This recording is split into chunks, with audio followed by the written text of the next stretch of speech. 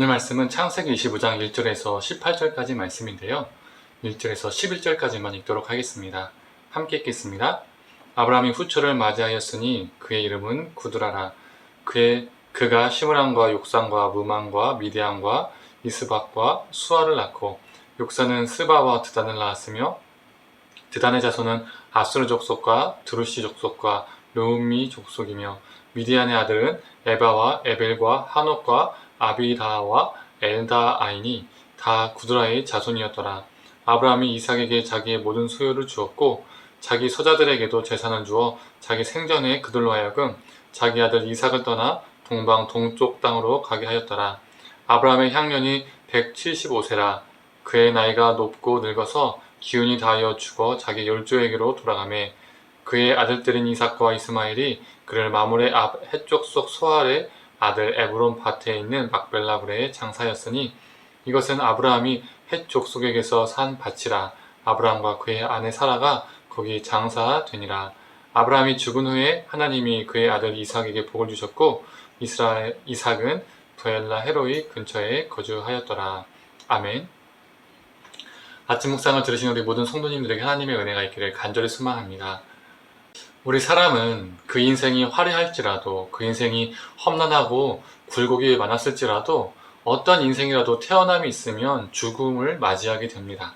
오늘 본문도 바로 죽음을 이야기하고 있죠. 바로 아브라함의 죽음입니다. 아브라함은 자신이 죽기 전에 사라의 죽음을 경험했고 그 이후에 자신의 인생의 반려자로 구드라라는 여인과 함께 결혼했죠. 그리고 1절과 4절은 아브라함과 구드라 사이에 낳은 자녀들을 열거하고 있습니다. 구드라를 통해서 미디안과 아수르 족속이 시작되었음을 알 수가 있죠.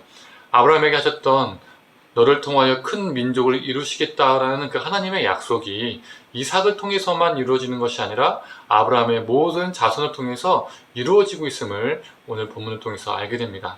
한편 아브라함은 죽기 전에 이삭에게 자신의 모든 것을 주죠. 이는 하나님의 언약을 이을 영적 상속자는 수많은 아브라함의 자녀들 중에서 오직 한 명, 이삭이라는 것을 말해주고 있습니다. 그렇다고 나머지 아들들을 외면한 것은 아닙니다.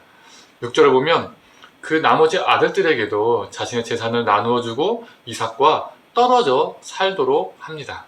이는 이미 이전에 하갈과 이스마엘의 그 경험이 있었기 때문이죠. 함께 살면 무엇인가 갈등이 생길 것이라는 그 예측을 했던 것입니다. 그래서 아브라함은 혹여 생길 수 있는 갈등의 원인을 아예 차단하고자 했던 것이죠. 이처럼 아브라함은 자신의 인생의 마지막에서 자신의 삶을 최대한 아름답게 마무리하려고 노력을 하고 있다는 것입니다.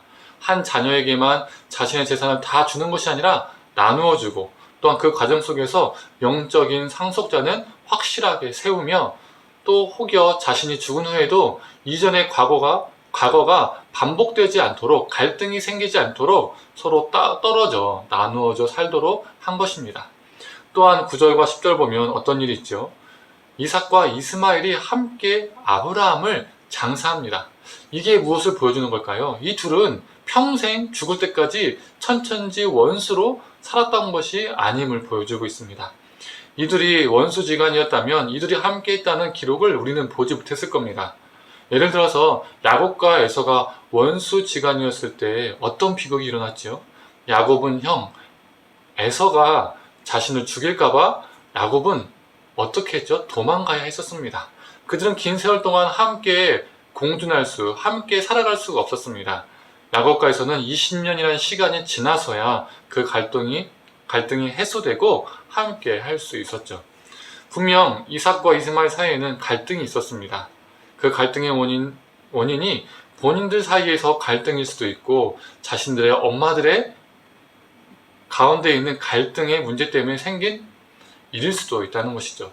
그 원인이 무엇에 있든 그들이 아버지 아브라함의 죽음 앞에 지금 함께 있다는 것이죠. 이것은 그들의 갈등의 문제가 해소되었음을, 그들의 관계가 회복되었음을 보여주고 있는 것입니다. 또한 12절에서 18절은 이스마엘의 후손들을 기록하고 있는데 이는 하나님께서 아브라함에게 하셨던 약속, 이스마엘을 통해서도 큰 민족을 이루시겠다는 그 하나님의 약속이 분명 성취되고 있다는 것을 말해주고 있는 것이죠. 아브라함은 이스마엘을 통한 하나님의 약속이 성취됨을 보고 죽게 된 것입니다. 다시 한번 아브라함의 죽음이라는 주제를 가지고 이 5가지 이야기를 정리해 볼까요? 첫째, 모든 자녀들에게 재산을 나누어 줌. 둘째, 그 과정 속에서 영적인 상속자는 확실히 세움. 셋째, 이전의 안 좋은 과거가 반복되지 않도록 갈등의 원인을 제거. 넷째, 아버지의 죽음 앞에 이삭과 이스마엘이 관계가 회복. 마지막으로 5째, 이스마엘을 통한 하나님의 약속의 성취를 보여주고 있습니다. 이처럼 오늘 본문은 아브라함의 죽음이 아름다웠다라는 것을 말해주고 있습니다. 우리 인생도 마찬가지입니다. 우리는 언젠가 다 죽게 되어 있습니다. 노쇠하여서 죽을 수도 있고요. 사고를 당하여서 또는 아파서 죽음을 당할 수도 있습니다. 그런데 그 죽음이 하나님 앞에, 사람들 앞에 아름답고 덕스럽게 죽느냐, 아니면 그러지 못하고 죽느냐, 둘 중에 하나이겠죠. 어떤 이들은 죽음 앞에서 가족들과 주변인들에게 깊은 상처를 주고 좋지 못한 기억을 남겨주며 떠나는 사람들도 있습니다. 우리 믿는 자들은 우리의 죽음이 어떠해야 될까요? 우리 죽음이 사람들 앞에 그리고 하나님 앞에 아름답기를 소망합니다. 예수님께서 자신의 죽음을 통해서 많은 사람들을 살리셨던 것처럼 세상에서 가장 고귀한 죽음을 우리에게 보여주셨던 것처럼 우리 죽음도 이루어가기를 원합니다. 우리의 죽음의 과정을 통해서 하나님의 말씀이 성취되고 회복이 일어나고 하나님의 역사가 일어나기를 간절히 원합니다. 부활을 소망하기 때문에 아름다운 죽음을 매 순간 준비할 수 있는 그런 존재로 살아가기를 간절히 축원합니다. 함께 기도하겠습니다. 하나님, 아브라함의 인생이 참 우여곡절이 참 많았지만 그래도 그의 인생의 마지막 그 죽음 앞에서 그는 나름대로 하나님 앞에 또 가족들 앞에 사람 앞에 자신의 죽음을 아름답게 정리하기 위해서 노력을 하였고 또 그것을 경험하였습니다. 하나님, 우리도 우리의 죽음이 어떠해야 되는지 하나님 우리가 깊이 마음에 묵상하고 또 마음 가운데 다짐할 수 있는 존재가 되게 하여 주시옵소서. 우리의 죽음이 누군가에게는 단순히 피해를 주고 또 아픔의 기억을 남기는 죽음이 아니라 하나님 우리의 죽음이 누군가에게는 부활의 소망을 느끼게 하게 하시고 또 누군가에게는 그 삶의 본이 되는 그 모델로 또 존경하는 사람으로 또 하나님 보시기에 충성된 종으로 우리가 죽음을 맞이할 수 있는 그런 존재 되게 하여 주시옵소서. 아름다운 죽음, 복된 죽음, 그 죽음을 하나님 앞에서 이루게 하여 주시옵소서. 그래서 그 죽음이 죽음으로 끝나는 것이 아니라 누군가에게는 소망과 희망이 그리고 우리 안에서는 부활의 소망이 넘쳐나게 하여 주옵소서. 감사드리며 예수님의 이름으로 기도드립니다.